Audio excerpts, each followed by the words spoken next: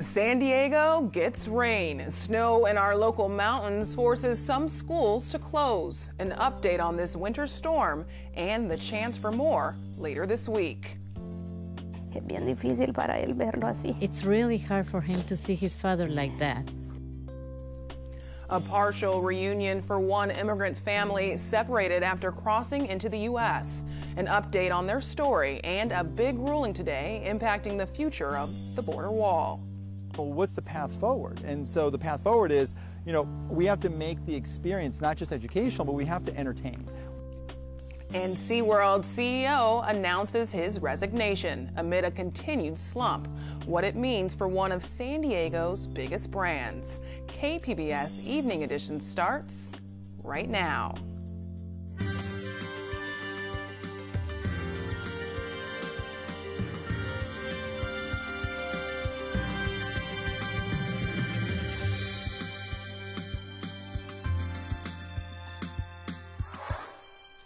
Good evening and thanks for joining us. I'm Ebony Monet.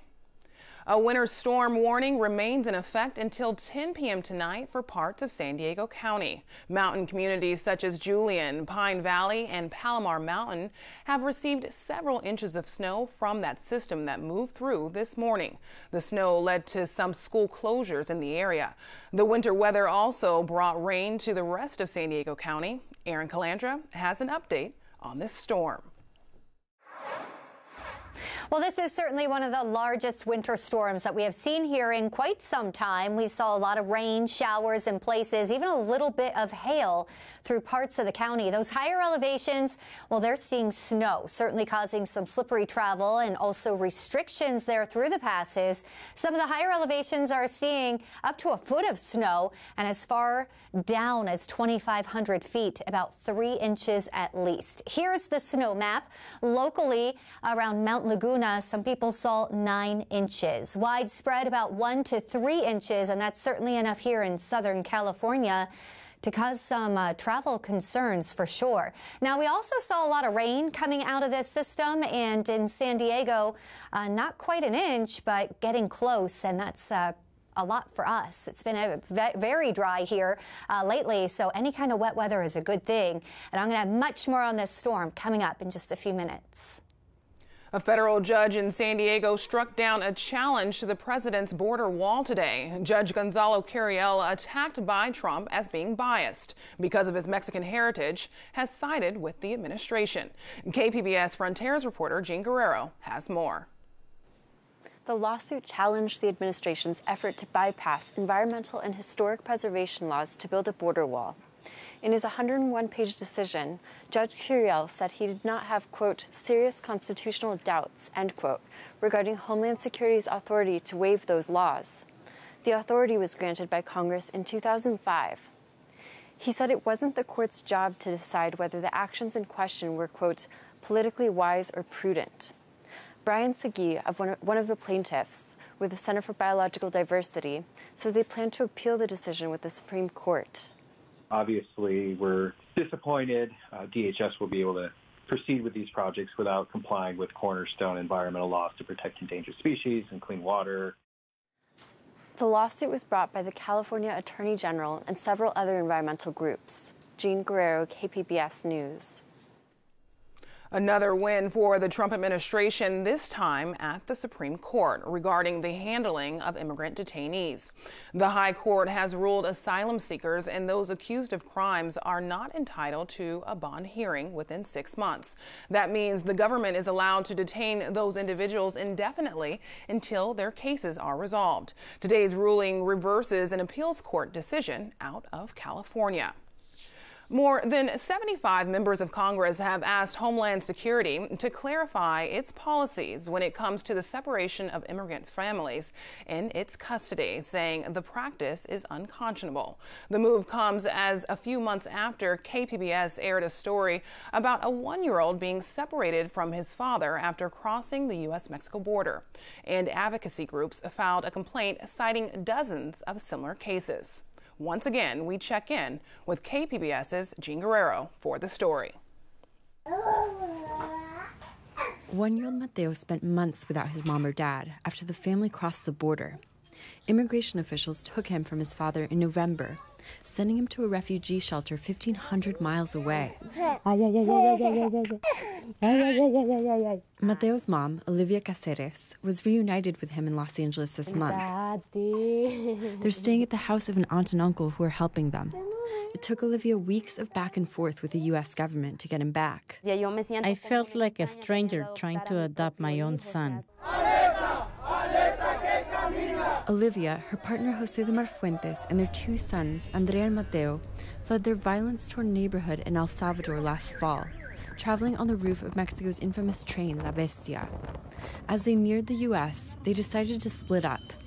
Jose would cross the border immediately with Mateo, and Olivia would cross later with Andre. They say Mateo was sick, and they were in a rush to get him somewhere safe. But when Jose asked for asylum at the San Isidro port of entry, immigration officials took Mateo and put him in the custody of the Office of Refugee Resettlement in Texas. They locked Jose up in a private detention facility in Otay Mesa, where he remains. I feel powerless not being with them, not being able to hug them, kiss them, play with them.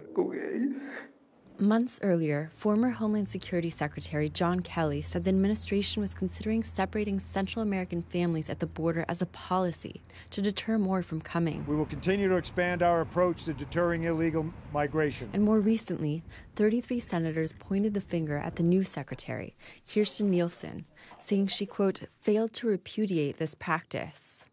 Olivia says the practice is in vain. You're not going to stay in your country to be killed. A lot of people know they're separating families, but people are always going to keep coming because it's a fight for your life, for the lives of your children. She says all that separating families accomplishes is traumatizing the children. He's been really fearful. When he sees strangers, he thinks they're going to take him. He doesn't want them to speak to him or to come close to him. He just grabs me. Olivia says it's especially hard with Andre, who constantly asks to see news reports of his father in detention.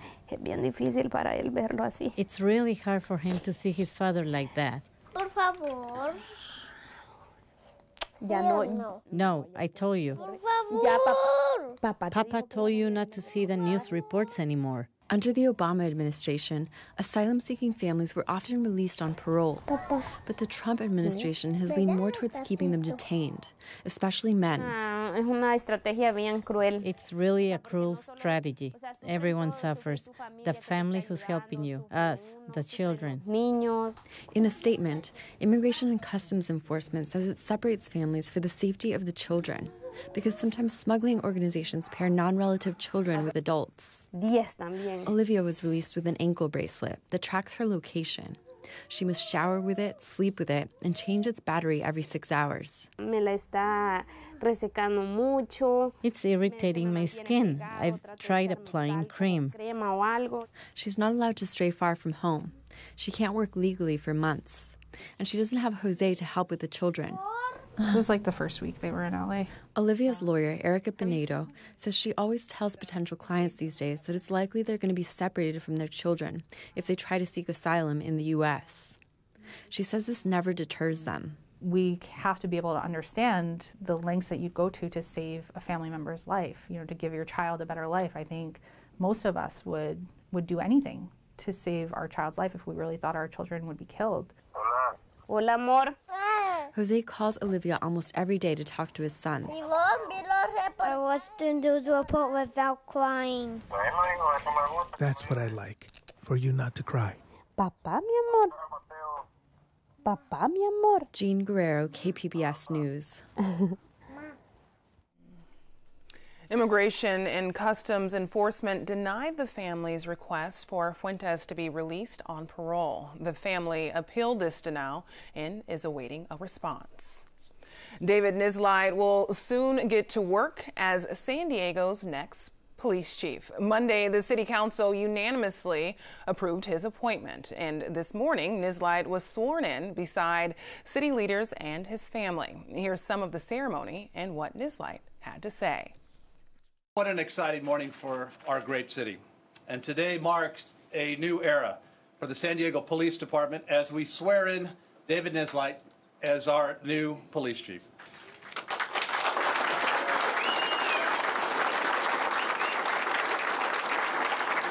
Discharge the duties of police chief.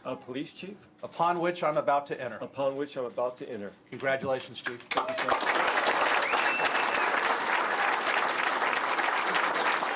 It is truly an honor, and I'm blessed and humbled to be the 35th police chief of the San Diego Police Department. I want to thank all the men and women from the police department, both civilian and sworn, that are here to support this. This means a ton to me, and it's an honor to be your police chief, and I look forward to working with everyone. Look forward to working with the city council and everyone in the community in making San Diego the safest large city in the United States. But lastly, and hopefully I won't get into tears, I want to thank my family. To my father, spent 35 years on this great department and introduced me to this profession called law enforcement and the San Diego Police Department. For that, Pops, you set a heck of an example, and thank you so much for that. I appreciate that so very much. My son Ryan, is here. He's in uniform, as you can see. He just recently graduated from the academy. It's really cool to have one of your kids following your footsteps and join this great profession. And so, I wish him all the best, and love you, buddy. Glad you're here. As the mayor said, we have some work to do, and I'm up for that, and I'm up for that challenge, and I look forward to those challenges, and just look forward to working with everybody and serving this great city. So thank you so much for all being here. Thank you. Nislight's first official day will be Friday. Current Chief Shelley Zimmerman retires Thursday. Supervisor Kristen Gaspar is delivering her first State of the County address tonight in La Jolla. Gaspar recently took over as board chairwoman. Tonight's address is expected to touch on the issues of homelessness, public health, and safety on school campuses. Also tonight, tough decisions will have to be made by the San Diego Unified School District. The end result could mean job cuts to balance the district's budget. KPBS education reporter Megan Burks is covering tonight's meeting and has a preview of what we might expect. Megan? Thanks, Ebony. I'm here at district headquarters in University Heights, where earlier it was quite a scene. Right now, the meeting is getting underway, where there's going to be a lot of public comment. There were about 36 people here who were protesting the district's year-old sex education program. There are also a group of Helix Charter High School students who were here to speak out on behalf of their classmates who wanted to improve their relationship with school police officers. You may remember earlier this year, a school resource officer there body slammed a student. None of these issues are on the docket tonight. What is on the docket is the first vote in a package of cuts to trim $34 million from the school board budget. Now, included in that package will be employees at the at 4 child development centers in the district. The district plans to close those in June. They're located in Golden Hill, Lincoln Park, Pacific Beach, and the College area. And the district says it's closing them because they're under-enrolled and because if it consolidates elsewhere, it can actually increase the number of preschool slots. These centers are for preschool and childcare. The district says that's going to cause some layoffs. It's also going to cause many employees to be reclassified in a lower position, and that really worries union officials. Let's hear from one of them. A child development center assistant is one of the lowest paid positions within San Diego Unified. Most have to work 2 and 3 jobs just to get by. Now, I also spoke with a handful of parents at one of these closing child development centers, and they are not pleased. It is very difficult to find a quality and affordable preschool in San Diego. They're not looking forward to having to do it all again. But the district does say that those children will have slots at other preschools, and in many cases, they'll be less than a mile from the closing centers. Reporting live from University Heights, I'm Megan Burks. Thank you, Megan. A change at the top for SeaWorld. Its CEO is stepping down after leading the company through a PR crisis and a slowdown in business. KPBS reporter Matt Hoffman has the story. SeaWorld Entertainment says net losses for 2017 were $202 million, $20 million of which came during the fourth quarter. The news comes the same day as President and CEO Joel Manby's departure. Manby oversaw a transitional period for the company. SeaWorld was facing scrutiny after the documentary Blackfish was released in 2013, alleging mistreatment of SeaWorld's orcas. Oftentimes, I think people think that we wanted to shut SeaWorld down.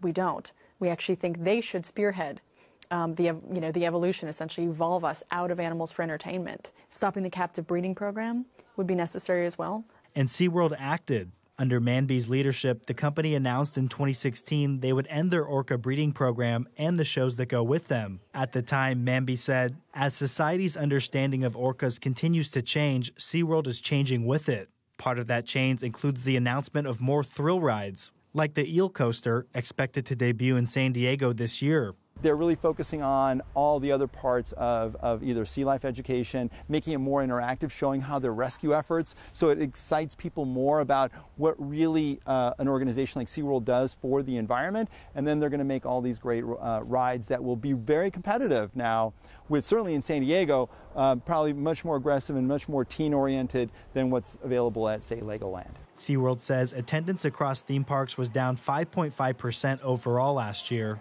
For now, SeaWorld says John Riley, who once served as SeaWorld San Diego's park president, will serve as interim CEO. SeaWorld's board plans to launch a national search to find a permanent replacement soon. Matt Hoffman, KPBS News. Studies show medical errors kill more than 250,000 Americans every year. KPBS health reporter Kenny Goldberg says the California Hospital Association is launching a new effort aimed at improving patient safety. The initiative is a joint project of the California Hospital Association and the Patient Safety Movement Foundation. Their focus is on creating a display that will feature 5 quality of care measures. Each participating hospital will put the information on their website. Dr. David Perot is the Hospital Association's chief medical officer. He says when it comes to patient safety, California hospitals are doing a pretty good job. Our C-section rates have dropped in the state. Our sepsis mortality rates are below national averages. And so there are a number of these things we're doing well, and it's a chance for them to come forward and bring it out. Perot says the information will be posted by the end of the year. Medical errors are the 3rd leading cause of death in the U.S., behind heart disease and cancer. Kenny Goldberg, KPBS News. I'm Judy Woodruff. Tonight on the NewsHour, survivors of the Parkland school shooting descend on Capitol Hill, demanding changes to gun laws. Coming up at 7, right after Evening Edition on KPBS. Well, it will be a drier Wednesday before another chance of rain moves in later this week. Erin Calandra has details in tonight's forecast. Well, boy, do we have a change in our weather. I'm sure you have noticed. A cold front's moving through, a low pressure system, and we're seeing rain showers and even some snow. In fact, we are under a winter storm warning in the interior areas. Mount Laguna through today and into tonight could see up to about 6 inches of snow. Those higher elevations up to a foot and dropping as far low as 2,500 feet could see about 3 inches. So that's going to cause problems for people who are traveling. Along the coast, it's going to stay mainly a wet rain event. But interior areas like, for example, Alpine, we're going to see a couple of downpours at times, and even some hail is expected across parts of the interior areas. And again, higher elevations seeing all that winter weather. You can see the low pressure system counterclockwise right here over Southern California. It is going to be pushing off to the east, so we are going to have some improvement, but tonight still leftover showers and chilly at 46 degrees in the metro area. And it's going to stay cool for everyone. Mount Laguna at 23, the interior areas Ramona, Alpine in the low 30s, San Diego 46, and Oceanside in the upper 30s for our lows tonight. Now, Wednesday is going to be a drier day. It's still going to be pretty cool out there, though, but we will have plenty of sunshine. So Oceanside 61, same with San Diego. In Alpine 55, Borrego Springs reaching 68 degrees. Now, we do have another system pushing to the south toward the end of this week. It's going to be coming down from the Pacific Northwest, and we're going to see more snow, could even see more rain, and could even see some more snow in spots. So Wednesday, Thursday, dry, and then showers return Friday and Saturday along the coast. Sunday will be a drier day, and then Wednesday inland, again, dry through Thursday, and then for the weekend, Friday, Saturday, it's going to be chilly with a shower or two. In the mountains, that's where we could see some snow on Friday and Saturday, and also a bit cool. In the deserts, we're in the 60s. Should stay dry, but on the chilly side with clouds. For KPBS News, I'm Erin Calandra. Ebony, back to you. Neon signs once sparked a special glow in San Francisco. The city was right up there with places like New York and Las Vegas. In tonight's Bay Curious report, Olivia Allen Price takes a look at whatever happened to these iconic signs. Some of the most iconic signs in San Francisco have something in common. They're all neon. These electric signs are made of intricately shaped glass tubes that are filled with gas to create a wide range of colors. Although they're called neon signs, other gases like argon, helium, and xenon are also used to produce different colors. Today, much of the light that illuminates San Francisco comes from LEDs. But up until the early 1960s, it was neon that made the city glow. Every commercial corridor was just studded with neon. It's just amazing the amount of neon that San Francisco had. Historians Al Barna and Randall Homan are neon sign enthusiasts. They say the number of neon signs in San Francisco was once right up there with New York, Los Angeles, and Las Vegas. San Francisco is different because a lot of the signage was designed for pedestrian traffic, so there's a little more intimacy. You can see it was the place to be, and this is where you went out to see where the lights are bright, and this is where all the movie theaters and the shops. It's just shocking that every single sign that was on that strip of Lower Market is gone now, except the Oddfellows. It's the only one that's remained, and they've just restored it, that's kind of exciting for us. Al and Randall lead walking tours highlighting the city's neon history. Neon was considered blight, and during redevelopment in San Francisco and other cities, everybody took their neon sign down. In the 1950s and 60s, things started changing for neon. The signs became associated with dodgy bars, gangsters, and crime. People were seeing neon in a very negative light. And movies really reinforced that. You always think of the man standing by the window, desperate and alone, with the neon sign flashing in his face.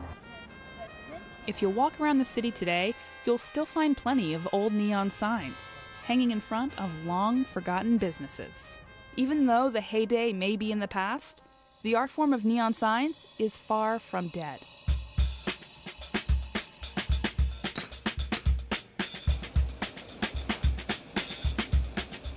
Every job is a sequence of bends that's done by hand without any machinery involved, still today. Shauna Peterson makes and restores neon signs in her Oakland workshop. Over the last decade, the LED market has really affected the availability of neon. So the few of us that made it through all that, we're turning into the quarters of neon stuff. She says business is actually picking up these days as more and more people become interested in neon again. Everyone is reverting to like a historical look, a vintage look. There's a high demand, it's very popular now, but there's less of us doing it. And we're all swamped. Most of the neon signs in San Francisco that have been around for a really long time are bar signs. There's just so many that are really been kept up and kept going that I admire for that. The city actually has a tenant facade improvement program, which it still has, that would give businesses money to remove their neon signs. That same agency now gives grants for businesses to restore signs.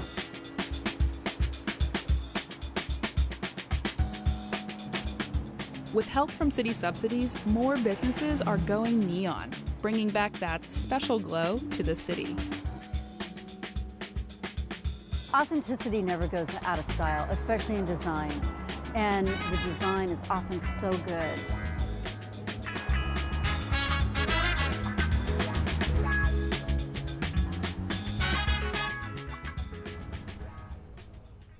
You can read more about San Francisco's history with neon signs at kqed.org. Now, here's a look at what we're working on for tomorrow in the KPBS newsroom. On Morning Edition, a new push to study the effects of concussions on veterans and for women to donate their brains to science after they die. And now that a federal judge has sided with the Trump administration in a border wall case, how will the project move forward? That discussion on Midday Edition. You can find tonight's stories on our website, kpbs.org/evening edition. Thanks for joining us. Have a great night.